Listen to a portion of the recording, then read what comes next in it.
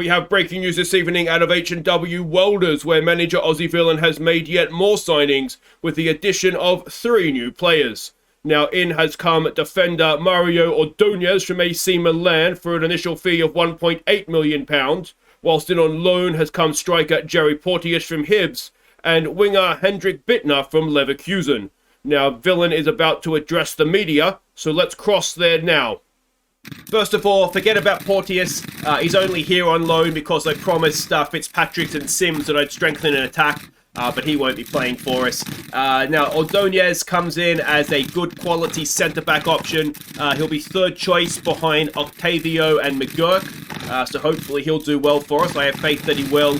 And Bittner, I mean, he refused to join us permanently, but he's here on loan now, and I'm hoping that he's going to prove to be that right-sided player, that's a little bit of quality on that right-hand side that I feel that we're currently missing.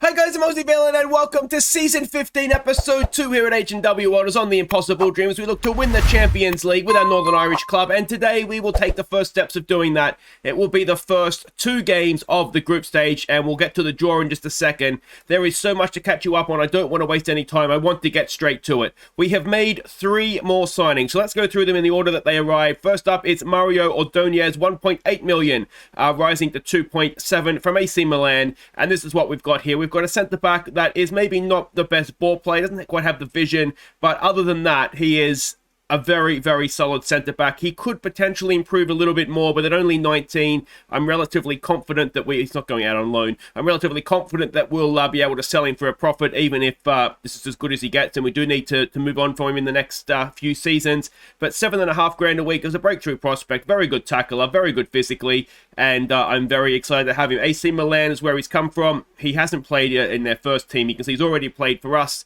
as he starts the settling in process. So that's the first that we've got. He's left-footed as well, so he kind of comes in as sort of, I think of him as like the Joe Kidd replacement. So if we want 3 centre-backs to play at once, we'd be looking at Ordonez, Octavio and McGurk as sort of the back 3, with then Kidd, Lewis and Vogler serving as their backups. Next man that we got in was, no, kind of forget about this one, Jerry Porteous. He's on loan from Hibs. I had promised, what's his name?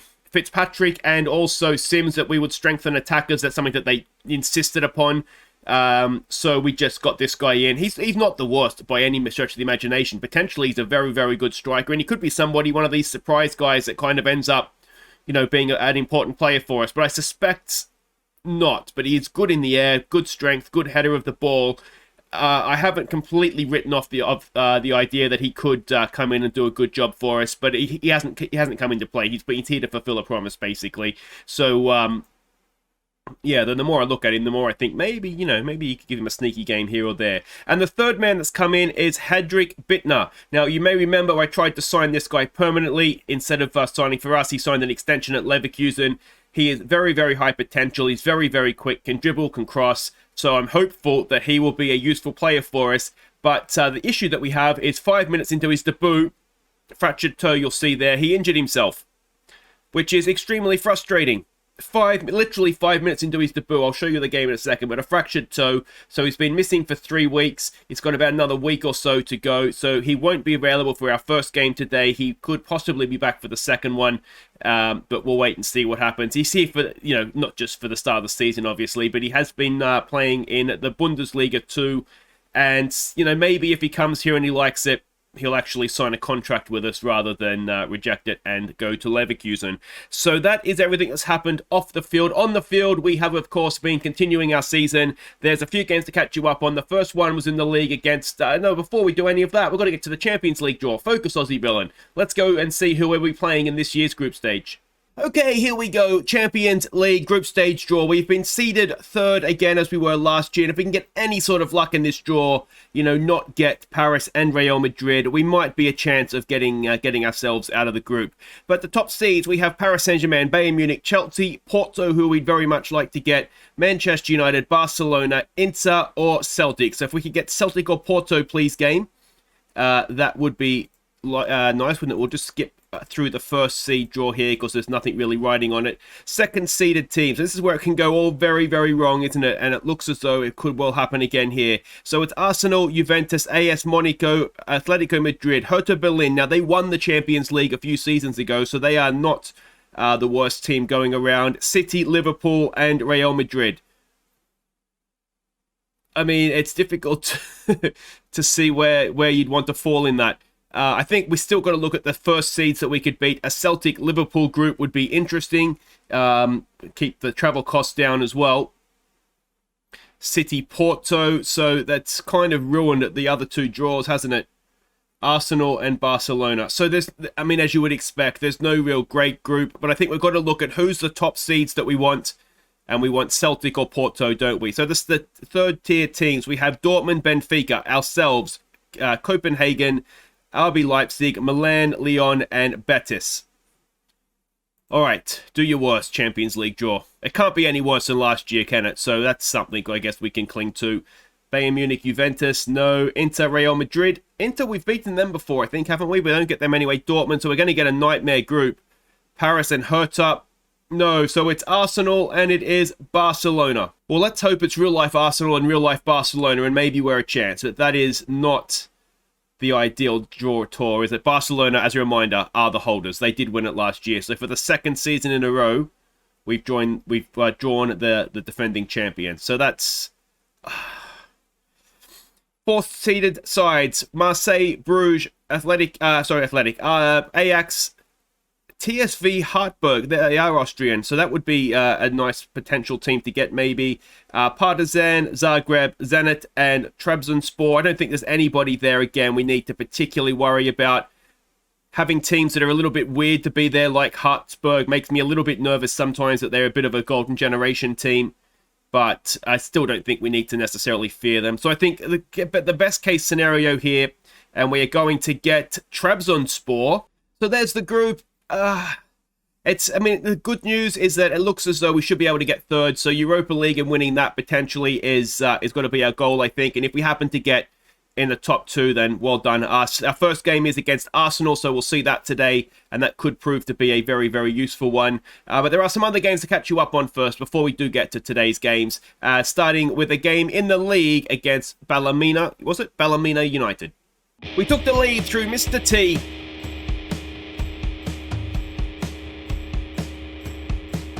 Armstrong found Delara one mark to get our second. And Octavio's first for the club made it 3-0 at half-time. McKay made it 4-0 early in the second half. Before Thompson won possession and sent Sims in for his first Welders goal. Ballymena pulled one back. Before Sims completed the scoring. One thing I did forget to mention is that we're playing Barcelona in the second game, so I think it's away to Arsenal at home to Barcelona. But this was a really good performance from us. It was good to see Sims up and running, and he really did take that first chance well, didn't he? Mr. T, De Lauro, obviously Octavio with the first for the club as well. Very, very solid performance from us. It's a shame they scored literally their only shot on target or on goal, never mind on target. But it was a very good performance from us. Next up, we had, I think it was a League Cup game. This one, it was against Warrentown Point, whatever it's called. Lower division team. Let's see what we did. McDade put us ahead and then made it 2-0.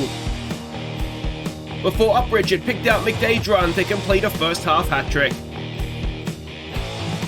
So we were too good for them, as you would hope. It's Warren Point Town. But we were too good for them. McDade with a hat-trick. You can see we tried a different formation. I wanted to try the 3 centre-backs, the 2 strikers. I'll be honest, it didn't really look like it worked for us. It was something that I was contemplating using in Europe. Obviously, it would be different players. I just wanted to get a sense of how it would look. Ozioma as a right back, actually, or right wing back, did quite well. Now, a couple of debutants to point out in this one because it was a League Cup game and we did trial a few players. So making their debuts from the bench was Mooney. Gareth Mooney. Now, he has come through our academy. He's the one that came through our academy, isn't he? And it was a fairly solid performance from him, which was good to see. And the other one was Chris Ryan, a central midfielder. Passing, technique, work rate, vision, it's all there for him. So I have relatively high hopes that he could be a useful player for us. So he made his debut in this one as well. So that was the League Cup second round. Next up, it is Cliftonville in that one. The next game we had in the league was next game we had was in the league, I should say, against Carrick Rangers.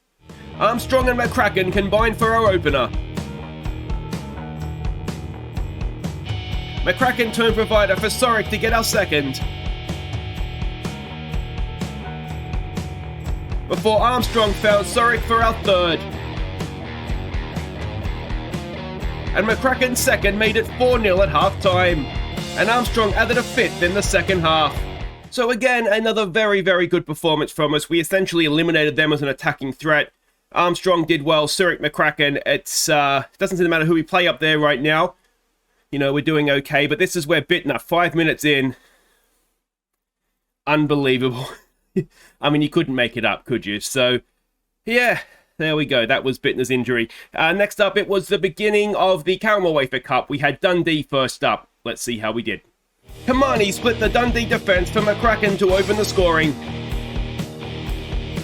Napoleon played in Turpey to make it 2-0 at half-time. And the same two combined after the break for our third.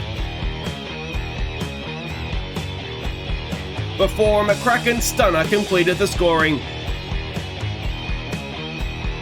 So this was a comfortable win rather than a good one, I would say. You can see our XG was not super high, even though we did have a number of chances. The goalkeeping on Turpey's 2 goals was maybe questionable. He seemed to be very happy to dive out of the way. This takes place during an international break, so the team that we put out is maybe a little bit stronger because a lot of the kids, this really frustrates me with the Wafer Cup, with any of the games. I think the Antrim Shield is similar. It takes place during an international break, but all of our young players that I would love to give game time to, they're sort of away with the Northern Irish sort of 18s, 19s, 20s, whatever the age group may be. And so they're not available to play. So it ends up being a more or less, team of players that I don't really need to see. That they play normally anyway. One player that did get a debut in this one, though, was our left winger, Jim Maguire. He is one of the higher potential guys, and he is starting to really develop in the right areas, first touch, crossing, dribbling, passing. He's looking as though he could be useful for us. So yeah, good to see him get a debut in this one as well. And it's Welsh side Bengal City up next for us in that one. Next up, it was the County Antrim Shield. It was a team you haven't played for a while, but were a big rival of ours before we got promoted into the Premiership. It was Queen's University. Let's see how it went. Sims gave us an early lead. Moreau crossed for Maguire to get his first Welders goal. Before Moreau's save shot fell for Sims to get his second. Moreau made it 3 assists when he found Maguire for his second. Before Hill crossed for Maguire to complete his hat-trick. And Maguire crossed for Moreau to get a deserved goal to complete a first half rout. So we were far, far too good for them. It was more of a younger team that I was sort of wanted to play, which was good. Queen's University had Mulligan in goal, who of course was for the longest time a favoured personnel for amongst our fans, but not a good return trip to Tilly's been for him. But yeah, very, very happy indeed. Maguire with a hat-trick. Mooney, who we saw, both those guys had debuts in the 2 previous cup games. And I thought, you know what, let's Antrim Shield, it's the one I care about least of all. Let's both give them both a start. And to be honest, we were absolutely running riot down that left-hand side. Sims with goals. Maru looked good on the right-hand side as well, which is excellent. And yeah, a very, not just the result, but a very promising performance for a number of reasons. There's Mayola Park up next for us in the Shield. But next up, the final game to catch you up on for now was in the league against Glenavon. So let's see how that went. We fell behind late in the first half. And it was 2-0 at halftime when Ordonez and Vogler left the ball for each other. Before Glenavon completed the embarrassment early in the second half. I have absolutely no idea what happened here. I'd love to say we were terrible, but we weren't. They scored from 3 shots on goal. The second one we can say was just a massive stuff up between the 2 centre-backs. Hammerstrom in goal really didn't have a good time of things, and I think was maybe a lot to blame for the third goal. But you can see from the XG tracker, we really did dominate the game throughout, and we got FM'd, I think is the technical term, isn't it? I don't understand what happened. Fitzpatrick continues to be worrying, though. just not settling into life as a welder. But there we go. We can see how everything did there. Now, there was someone, I forget who it was in the comments, that wanted to have a look at, was it Dave Watkins? It could be. I forget who it was. Anyway, apologies. But wanted to have a look at the attendances. So you can kind of see the attendances there. And it's not really the episode to do this because there's a lot to catch you up on. But if we're going to have a look at how they've grown over time. So we go there. We can kind of see our average attendances as they've gone. The seasons where we've gone deeper in Europe is where we're going to have the higher average attendances. But you can see from the first couple of years in the championship, we have it's steadily sort of trended upwards for the most part, which is good. And obviously we haven't played in Europe this season, which is why it's lower. But the fact we haven't played in Europe and we're still average 1,200. Is no bad thing, I don't think. We have a look at what this all means for the competitions. We can see there silly drop points again in the league, and we're 3 points back of Linfield. And this time last season we essentially won the league at this point. That's not the case this time. There's the Champions League group stage. It's not ideal, but until we can get into that second pot, we're going to have this problem, aren't we? And we know we're defending 21 coefficient points this season, which means we're going to need to go very, very deep in Europe in some competition to get those 21 points. You can see it's Cliftonville, it's Mayola Park, and it is Bengal City in the next round of all those cups. But let's go and worry about Champions League football. Let's get the new campaign underway against Arsenal. We're expecting a 4-2-3-1 from them. And this is the team that we're sending out. A little bit, like I said, last season, we're going to go at it. Now, away from home, when we attacked Real Madrid and Paris last season, we were very much at home. So whether this is smart to do away from home, I'm not completely convinced, but we're going to do it anyway. So it's Young in goal, Surgeon, Octavio, McGurk, and Kavanagh as the back four. Kamani and Thompson, they are the two central midfielders. Mr. T, Armstrong, and McKay. Sims up front. Sims has been scoring goals. Let's hope that continues. It's a bench of Hammerstrom, the goalkeeper, Ellis, Hill, DeLauro, Fitzpatrick, Surrock, and McCracken. All right, let's do this. All right, so we can see the team sheets here. And Farley is someone we tried to sign so many times when he was younger, and he's a little bit out of our price range. I think at this point, there's no pressure on you here, boys. We're away from home. Let's finger point. Say we have faith in them to make the difference, and see how we get on here. Alright, and a new season of Champions League football begins. Slaven Bilic is their manager. You can see they've had a poor start to the Premier League season. So it might be that we're catching them at a good time, but we saw last year when we played Wolves in the Europa League, and we got absolutely smacked. And I still don't really understand why that happened, but Premier League teams are going to be stronger than what we are. It's just the way it's going to be. And let's hope that we can be bigger than the sum of our parts and get the job done here. Without having a strong, are we defending? We are going to be defending a set piece. We have worked on this. We're still, look at that. It's the same guy, isn't it? We've left him open again. And thankfully this time, Robbie Young is there to gratefully clutch the ball to his chest. Yeah, I did contemplate sort of going with the 5-3-2 formation, given that we don't have a particularly strong right winger, but we're going to give Mr. T a chance, and yeah, we'll just kind of see how we go. Kamani is not there, and oh, it's gone in, and it's a long-range effort. And it's 1-0 to Arsenal.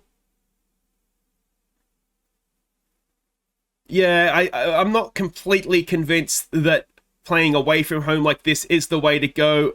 It's not much we can do about that, though, is there? You almost want them shooting from that distance. Kamani was close. It's not like we gave him, all the time in the world to have a go at it. Barcelona's taking the lead against Trabzonspor. Ultimately, that's what we want, because realistically, we're playing for third, and Barcelona now go 3-0 up. And it is only 1-0. So it's not, give it a focus. It's not like, again, we've been really badly outplayed. We've got a free kick to defend here. Can we get that away? We can. Now, can we get them on the break? McKay is there, but is second best in terms of pace. He wins that back, though, to Kavanagh. What can we do? Gets it forward, looking for Sims. It's not the best, is it? What we're not doing right now is we're not passing the ball well. So let's lower the tempo and let's look for overlaps, perhaps. Just try and do things a little bit slower. and hope that we do it a little bit better. Ball forward. Can Kavanagh get to that? No, he can't. Ball again across field. Surgeon is there. Wins it back. McKay. McKay runs into trouble, but gets away with it. Surgeon down the line for Armstrong. Armstrong gets there. Can we get level in first half stoppage time? Armstrong. Armstrong. Armstrong! And that's why all the best teams in the world want him. It was inches. Just snuck past the far post. We're aggressive, we're nervous. Do we say unlucky, dig in? I could get on board with dig in. Fist pump, we have faith. Thompson's looking aggressive. Mr. T's looking nervous. All right, Mr. T. Don't have that much faith in you, if I'm honest. So what we're going to do here is we are going to bring on Sir Rock. Play him out there as an inverted winger. Sir Rock is developing very, very nicely, and he's got a good jumping reach. So he could find himself, you know, on the end of a header or something. Or getting a header on the end of a cross, I should say. And, I mean, even through the transfer window, I think I mentioned it in the transfer special, I was increasingly tempted to see if we just go with using McGurk, not McGurk, I see McGurk there, McCracken, or, I thought he was going to kick that straight into the player there, but we're struggling, aren't we? We're not keeping possession. What do we need to do? Octavio gets a heel into it, and, oh, he gets back. Is it going to be a penalty? No, but we're struggling to clear our lines. And in the end, we just about get that done. Yeah, so I was tempted anyway just to go with the inverted winger rather than trying to sign a right footer. I do like having out-and-out wingers, as you've probably picked up after 15 seasons of me trying to play with, with out-and-out wingers. Oh, we've been done in behind here, and it's 2-0, and it's not felt like a 2-0 game. All right, let's try a berating. And what Octavio's, he came for it and then didn't get there, and that's left the hole in behind, hasn't it? All right, we're going to change a little bit here. We're going to counter press. I'm tempted to do that. Well, let's just counter press for now. We need to find a way back into this game, though, don't we? And that's not it. And I'm wondering if what we've learnt from this is be a little bit more defensive away from home. What we don't want to do is get absolutely smashed here, do we? And maybe then look to attack when we're at home. It's poor, isn't it? That's a little bit too easy. And, yeah, the second half has not particularly gone to plan here. What I maybe should have said is no pressure again. So that might be on me. Ball forward. And we're suddenly looking terrible.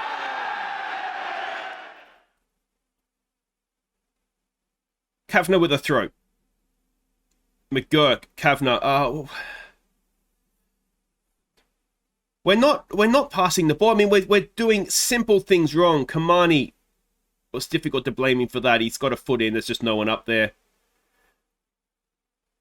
Sims isn't having a great game. Oh, Surgeon gets caught out, and we're getting absolutely ripped. All right, Sims, you come up. I mean, it's not Sims isn't the problem. Let's get Fitzpatrick up there. Let's get Fitzpatrick up there as a target man on support. Surgeon, I'm not really sure where he's going. He's having a poor game as well.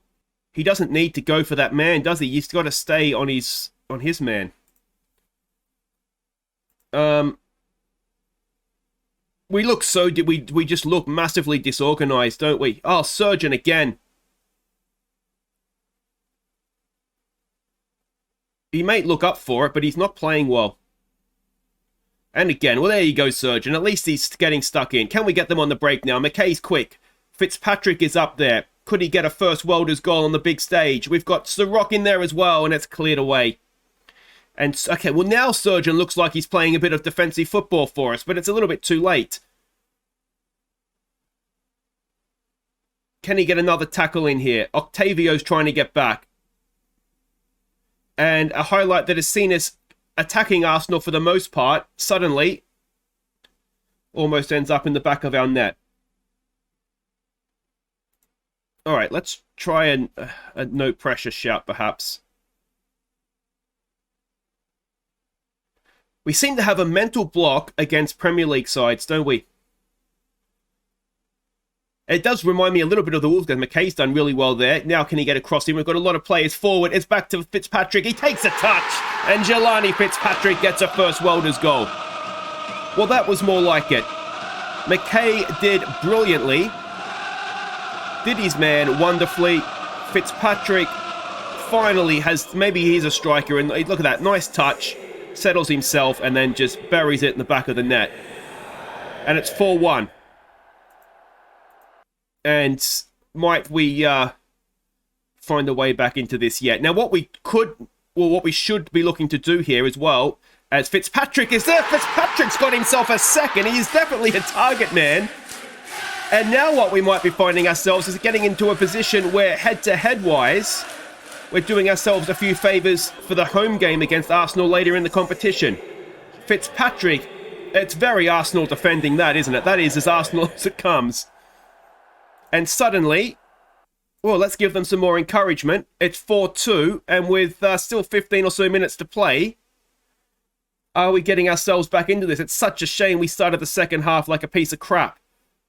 Because, look at that, 4 goals in the first 10 or so minutes has just left us too much to do. But... well, we've definitely come back into that, and there's positives, I think, in the end we take from it. First of all, Jelani Fitzpatrick as a target man, thank you very much. We'll have some more of that. We'll say unlucky. We'll say unlucky. And the important thing for us as well is that Barcelona absolutely smashed Trabzonspor, so that's a positive for us. So 4-2 in the end, we kind of left with our heads held high. And, well, wait right there, guys. Just a couple of games to play through in the league, and then we'll be back for the Barcelona game at home. And, well, do we attack them? Do we attack the European champions? We did it last year against Paris, so I guess we do.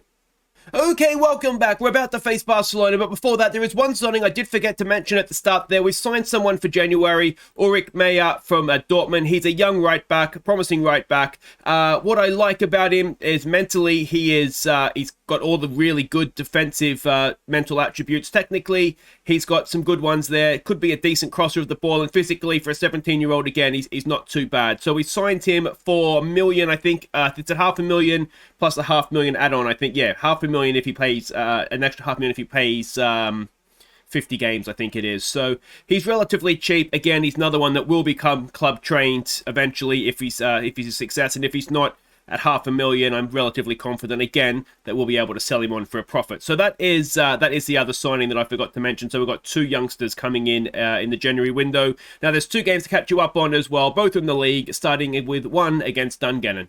Miss Kelly gave us an early lead. McDade made it 2-0. And McCracken got our third with a good finish. Before a defensive mix-up allowed McDade to make it 4-0 at half-time. McDade completed his hat-trick. Dungannon pulled one back in style before Ozioma picked out Moreau to complete the scoring.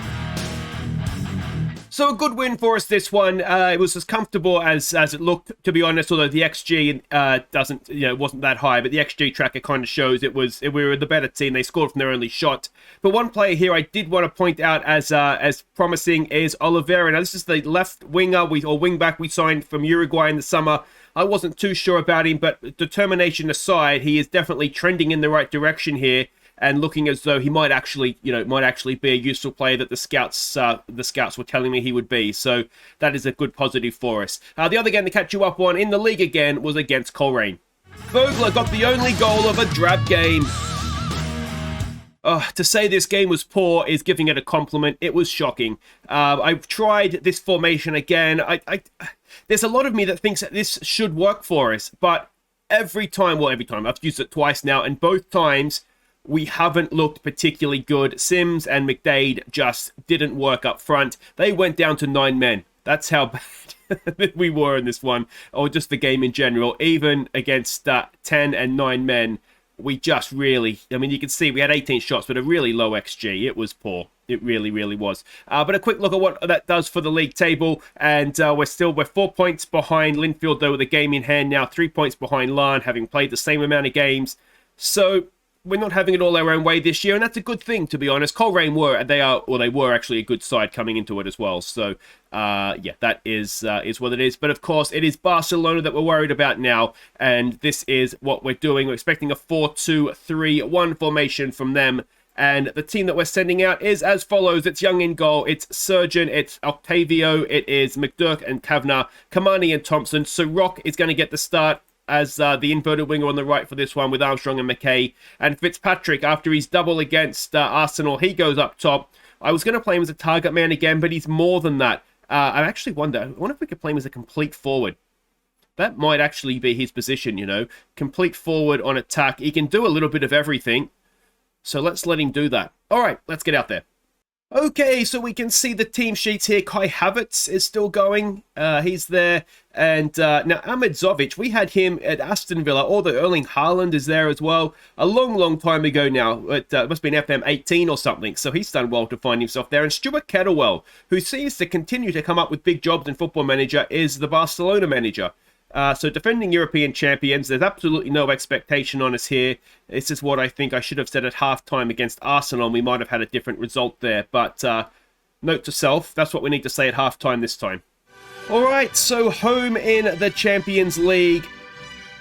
I mean, the Arsenal game,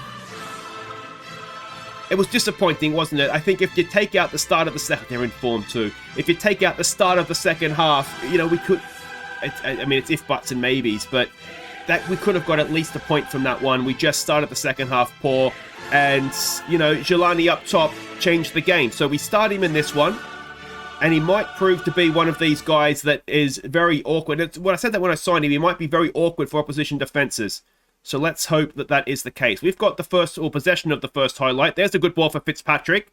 Now, what can he do in a wide area? He's not the best crosser of the ball. He goes past one, cross in for Sorok, who is good in the air but can't quite win the header. We keep possession here, though. Kamani to Kavanagh to Sorok. What can he do? He goes wide for Kavanagh, and he whip a cross in for us. Kavanagh, he's got a little bit of space, a little bit of time. There's the cross. It's there for Bounty McKay. Oh, he doesn't connect. And a fantastic chance goes begging, and against the defending European champions, you're not going to get many of those. But a very, very promising start for us so far. Let's keep encouraging them. Thompson's looking aggressive. Calm down, mate. Calm down. It's fine. We look at this. Do we look at this as a point at home to them as a good result? Arsenal are beating Trabzonspor. That is essentially a good result for us. Although you wonder... we'll just keep encouraging them. I really want to get out of the group at least once. You know, with Barlatown, we managed it twice. We got smashed in the round of 16 both times. Oh, Kavanagh looking for Kamani. Can't find him. Oh, he's out of position. But Surgeon does brilliantly to win it back for us. Kamani. Ball forward looking for Fitzpatrick. Can't find him. And Armstrong wins it back for us. Havertz has picked up a bit of a knock there. Ball forward looking for Fitzpatrick. But again, it's... At least we're trying to score, I suppose, but we're just not getting it done right now. Surgeon on a booking. Can he stop the cross coming in? He can't. Oh, and it goes all the way through, and Kai Havertz opens the scoring. Look at that, right in the 45th minute, just before half-time. And there's Thompson's got two guys there to mark. Oh, he does his best. It just trickled in too, didn't it? Past Octavio, past Young. And we find ourselves 1-0 down at half-time in a game where we have, well, I mean, for a lot of that game, look at the XG on that first chance. You've got nothing to lose here, boys. We'll keep going with that. We'll pump our fists. We have faith in you.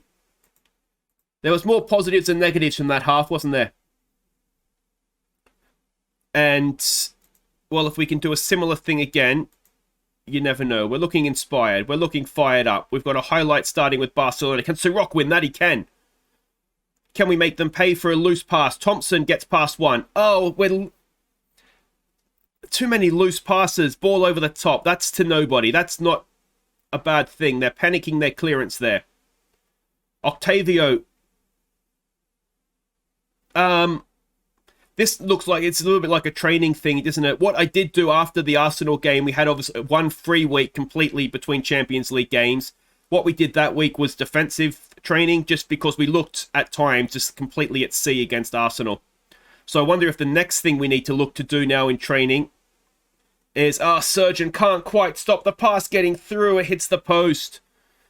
I wonder if the next thing we need to look to do is just possession, ball retention, things like that. And is it going to be too late, if we lose our first 2 games in terms of getting out of the group? One thing we did have last season was having played, who was it? Paris and Real Madrid, wasn't it? Having played them away from home in the first games and getting beaten, we then had them at home for the second ones when we kind of had everything sorted out. But of course, Barcelona at home in the first one, it's going to be very, very difficult to go away from home and get a result at the new camp, I would imagine. Sirrock with a flick on.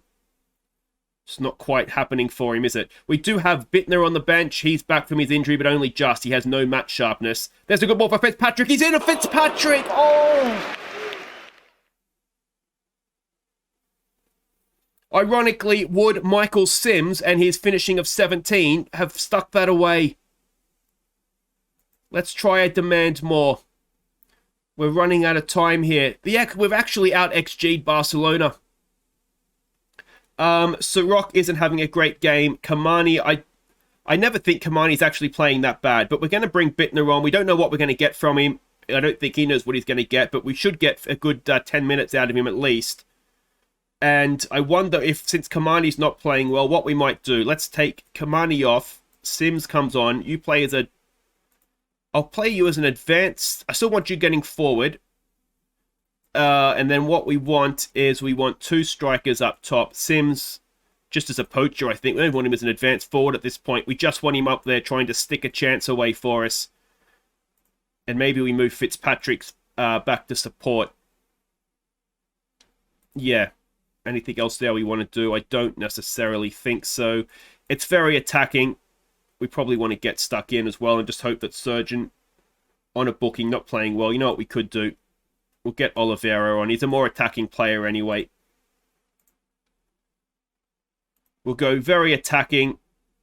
If we're going to get something out of Barcelona, it's more likely to be at home. And at 1-0, we've got to have a go at this, don't we? We've got a free kick here. This is the get stuck in, giving away free kicks all the time. That's why I don't like doing it. Oh, and the poster saved us for the second time. We've had some luck. Can we capitalize on it now? Let's give it a demand more. Let's push forward, boys. Come on. Is there something for us? Oh, it's going to be 1-0. And we've out-XG'd them. Fitzpatrick had a big chance. Who had the big chance in the first half? Was it McKay? Oh, it's so frustrating, isn't it? We're facing these massive clubs of Europe, and we're giving as good as we're getting. But what we're not doing is getting the results. Arsenal have beaten Trabzonspor, so again, that's a good result for us. And already getting out of the group looks very, very difficult. What we're going to need now is Barcelona to do a double over Arsenal. We have Arsenal at home. We might be a chance of getting something from them. So I think that's what we need now. We need Barcelona to do a double over Arsenal and then have it all come down to when we play Arsenal at home. But guys, that is that for today. If you have enjoyed it, make sure you hit thumbs up. Don't forget to subscribe if you are new, of course, which you're probably not at this point. And, we'll be back next time we've got Trabzonspor. So what we'll probably look to do is do Trabzonspor home and away. That has to be 6 points to make sure we're going to be getting at a minimum into the Europa League. And then it'll be Arsenal at home and Barcelona away to finish off the Champions League group stage. So that's all for next time, guys. Until then, I've been Aussie Bill, and thank you so much for watching. Take care.